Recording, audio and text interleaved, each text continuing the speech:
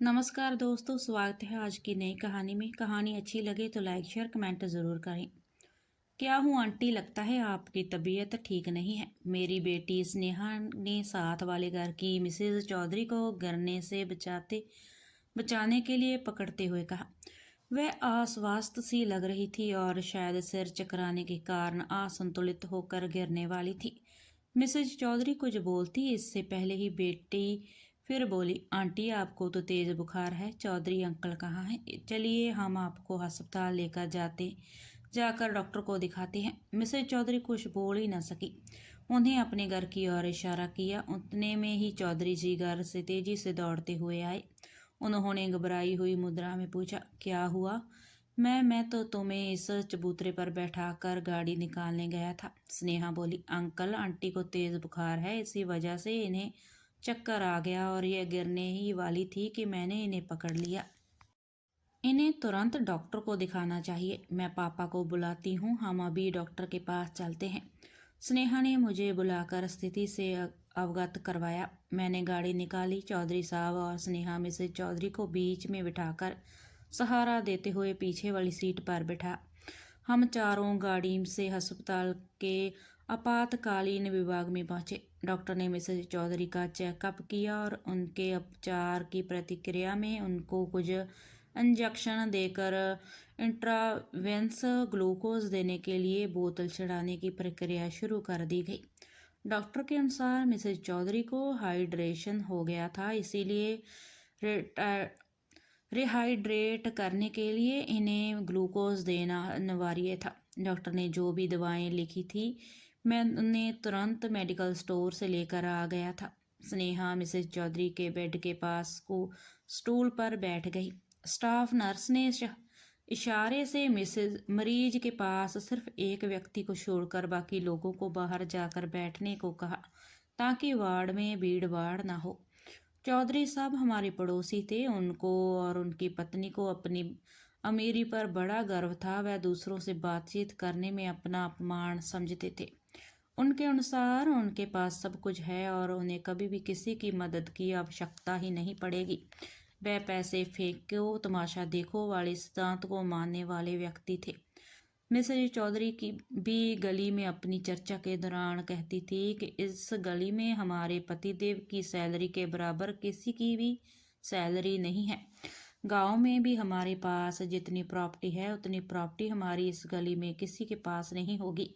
हमारे स्टैंडर्ड के हिसाब से यह गली नहीं है। हम तो बड़ी वाली गली लेने को हैं, लेकिन यहाँ गलियाँ इतनी पतली हैं कि गाड़ी इन गलियों में कैसे निकलेगी। वो तो जब बोलना शुरू करती तो ऐसा लगता था कि उन्हें केवल बोलना ही ज़्यादा, सोच विचार में भी अपना वक्त बर्बाद नहीं करती थी। एक बार वह कह रही थी कि हमारा बेटा एक महीने में 3,000 रुपये से ज़्यादा के तो कोल्ड ड्रिंक ही पी जाता है। तब स्नेहा ने उनसे कहा था, आंटी 10 रुपया प्रति बोतल के हिसाब से 3,000 की 300 बोतलें हुई। एक महीने में 30 दिन होते हैं, इस हिसाब से एक दिन में 10 बोतलें उसके हिस्से में आती हैं। अब आपका बेटा एक दिन में ये 10 बोतलें कैसे पीता है?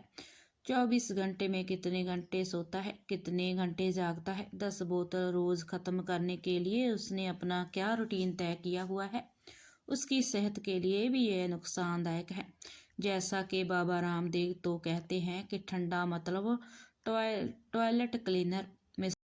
मिसेज चौधरी ने जूठ पकड़ने पर भी जिपना तो सीखा ही नहीं था। ऐसे मौक़ों पर भी मुस्कुराते हुए अपने घर के अंदर घुस जाती थी। वैसे वह तो आसपास लोगों से बात करना भी अपनी प्रतिष्ठा के खिलाफ समझती थी। सामान्यतः किसी से बात की तभी करती जब उन्हें शेखी बागरानी होती थी।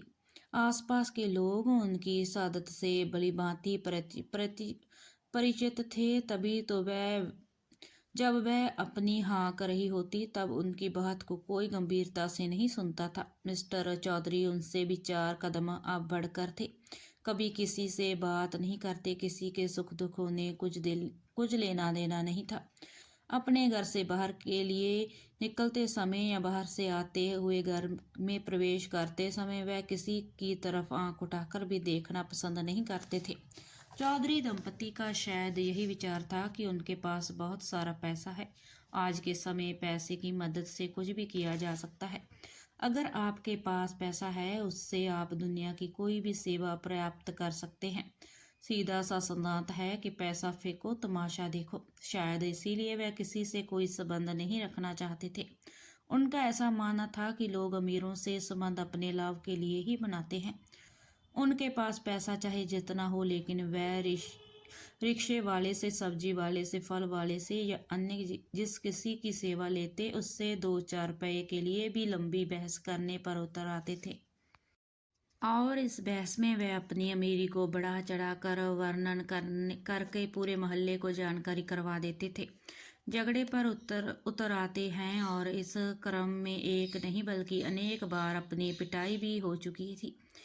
मोहल्ले का कोई भी आदमी उनके झगड़े के बीच कोई समझौते की बात या उनका पक्ष लेने की इजामत नहीं उठाता था, क्योंकि उनके व्यवहार सभी लोगों भली भांति परिचित हो चुके थे। अपने बच्चों के साथ भी उनके संबंध मधुर नहीं थे। बेटी शादी के बाद दूसरे शहर अपने ससुराल चली गई और उनका इकलौता बेटा शहर में कहीं दूर किराए पर रहता था। बच्चे केवल त्योहार आदि पर आते थे, बाकी उन्हें अकेले रहने में ही ज़्यादा शांति का अनुभव होता था। पहले जब बच्चे साथ रहते थे तो बच्चों के साथ डांटना फटकारने की उनकी आवाज़ अक्सर सुनाई देती रहती थी। बच्चों के जाने के बाद उनके घर पर काम करने के लिए जो बाई आती थी, उसके काम में मीन मेख निकालना उनकी आदत थी। अक्सर अक्सर वह उसे डांटने के बहाने ही तो अपनी अमीरी का यशगान करके संतुष्टि का अनुभव करते थे, क्योंकि लोगों से उनकी बातचीत ना के बराबर होती थी और आसपास के लोग भी उन्हें अपनी गाथा गाने का अवसर ही नहीं देते थे। इमरजेंसी के बाहर मेरे साथ बैठे हुए चौधरी आज बेहद गंभीर और गमगीन लग रहे थे। उनके चेहरे की भावना से स्पष्ट था कि वह बेहद परेशान है। उनके कंधे पर मैंने तथ्यों ही हाथ रखा।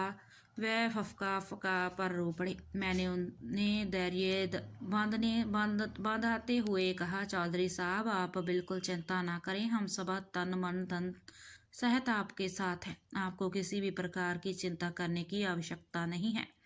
भाभी जी जल्दी ही ठीक हो जाएंगी। जैसे कि डॉक्टर भी कह रहे थे कि हम लोगों ने सही वक्त पर ले आए। देर हो जाना घातक हो सकता था। इतना सुनते ही वह फूट फूट कर रो पड़े। हमारा व्यवहार आप लोगों के साथ मधुर नहीं रहा, लेकिन फिर भी आपने हमारी उन गलतियों की तरफ ध्यान न देकर हमारी मदद की है। इस समय आप लोग देवताओं की तरह हमारे रूखे व्यवहार को ध्यान में दिए बिना हमारी सहायता में लग गए। हम आपके आजीवन शुक्रगुजार रहेंगे। मैंने सांत्वना देते हुए उनसे कहा, आप नहायक ही अपराध बोध लिए बैठे हैं। हम लोग ऐसा कभी नहीं सोचते। आजकल सभी का समय बहुत ही कीमती है। हर आदमी अपने काम में व्यस्त है। आखिर हम एक दूसरे के पड़ोसी हैं। हमारा आपसे आपका सबसे निकट का संबंध है। हम एक दूसरे के सुख दुख में जितना जल्दी भागीदार हो सकते हैं, इतना जल्दी कोई नहीं आ सकता। हमारा या आपका कोई निकट संबंधी जब जानेगा तभी आ पाएगा, और जानने के बाद भी उसे कितना समय लगेगा, यह भी समय पर ही निर्भर करता है।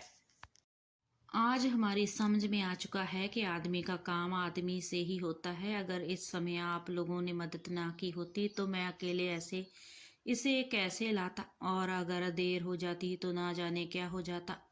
इंसान की जान अमूल्य होती है, इसकी पैसों से तुलना नहीं की जा सकती है। मानवीय मूल्यों की कभी भी पैसों से तुलना नहीं की जा सकती। चौधरी के मन से पश्चाताप की ज्वाला शांत नहीं हो रही थी। मैंने उन्हें इस विषय से पूरी तरह सुनिश्चित कर पूरा ध्यान भाभी जी के स्वास्थ्य की ओर लगाने के लिए कहा। जब मैंने उनसे यह जानने की कोशिश की कि इतनी गंभीर समस्या अचानक तो नहीं आ सकती, तबीयत कई दिनों से खराब रही होगी, तब उन्होंने बताया कि पिछले 1 हफ्ते से इसने काम वाली बाई को हटाकर भगा दिया है। तबीयत खराब होने के बावजूद ये काम करती रही। मेरे पास भी इसे डॉक्टर को दिखाने का समय नहीं था। आजकल बेटे से बातचीत बंद है, इसीलिए उससे भी खबर नहीं की गई।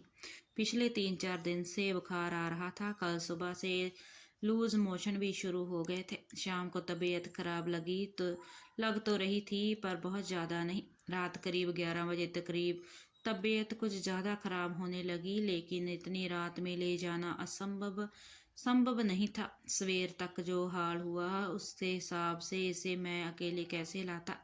स्नेहा ने जिस समय इसे पकड़ा उस समय की हालत को देखकर तो मेरे हाथ पांव ही फूल गए थे। आज मैं यह जान चुका हूँ कि सच्ची दौलत आपसी सहयोग संबंध ही है, बाकी यह धन संपत्ति सब गौण है।